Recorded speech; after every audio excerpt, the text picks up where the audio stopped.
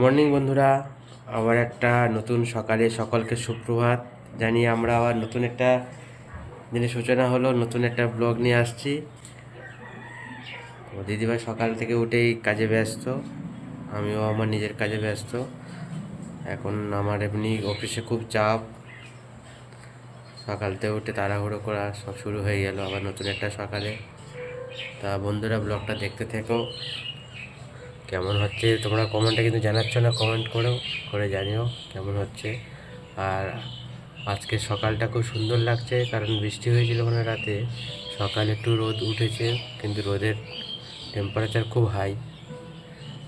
যাই হোক, তোমরা দেখতে থাকো কী কী হয় না হয় সব আস্তে আস্তে তোমাদের জানাবো।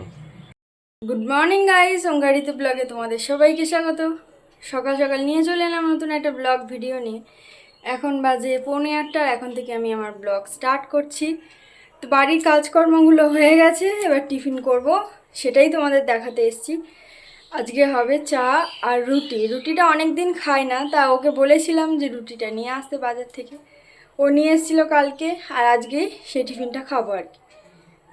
তো চলো দেখতে থাকো, আজকে সারাদিনে যাবতীয় সমস্ত কিছু তোমাদের সাথে শেয়ার করব। প্লিজ পাশে থাকো, সাথে থাকো, আর ভিডিওটা কন্টিনিউ দেখতে থাকো।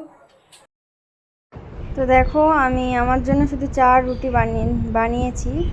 ওকে কাকিমা দিয়েছিল চা, তাই খাইনি। আর দেখো, আমি আমার মেয়ে খাচ্ছে, আমার মেয়ে উঠে গেছে, তাকে দিয়েছি, সে শুধু মুখ দিয়ে নিয়ে ফেলে দিচ্ছে বাইরে। আমি হাই করতে বলছি আর ও হাই করে দিল। কালকে পরীক্ষার জন্য প্রস্তুত তো? ইয়েস, পরীক্ষায় তো ভয় পাই না। ঠিক আছে, দেখবো কত দম। আরে পাস না করতে হয়, ফেল তো করবো। তো এবারে দেখো, সকালে উঠেই আমার মেয়ের দুষ্টুমি শুরু হয়ে গেছে। আমি দুধ খেতে ডাকছি আর ও খাবে না, দাদানের কাছে বসে বদমাইশি করছে শুধু। এবারে আমার কোলে চলে এলো, দুধ খাওয়াবো বলে ওকে নিয়ে আসলাম।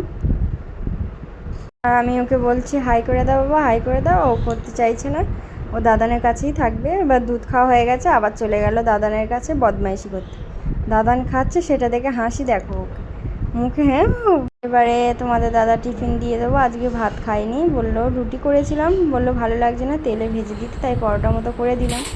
আর ও বেরিয়ে গেছে। রেডি হয়ে গেছে?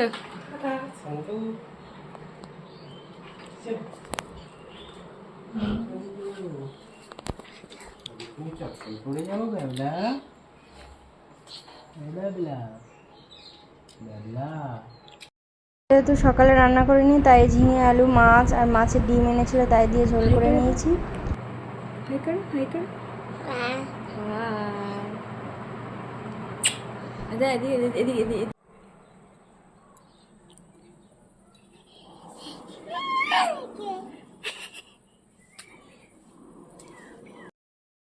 তো এবার আমার মেয়ের নতুন লুকটা দেখেছো? আসলে ওকে দুপুরে ও অফিস থেকে এসেছিল ওই দিক দিয়ে, আর আমি নিয়ে গেছিলাম চুল কাটাতে।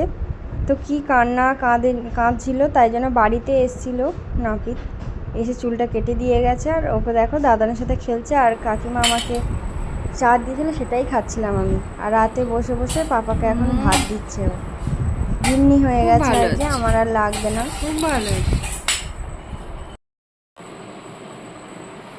তো গাইস, 10:30 বেজে গেছে। তোমাদের দাদা আগে খেয়ে নিয়েছে, ওর শরীরটা খারাপ ছিল বলে। ওষুধ খেতে হবে, জ্বর ভাব এসছে, তাই ও খেয়ে দিয়ে শুয়ে পড়েছে, ওর মেয়ে আরও। আর আমি এবারে খাবো, আমার ভাত খেতে ভালো লাগছিল না বলে এই যে চাউমিন বানিয়েছি, এটা খেয়ে নেব।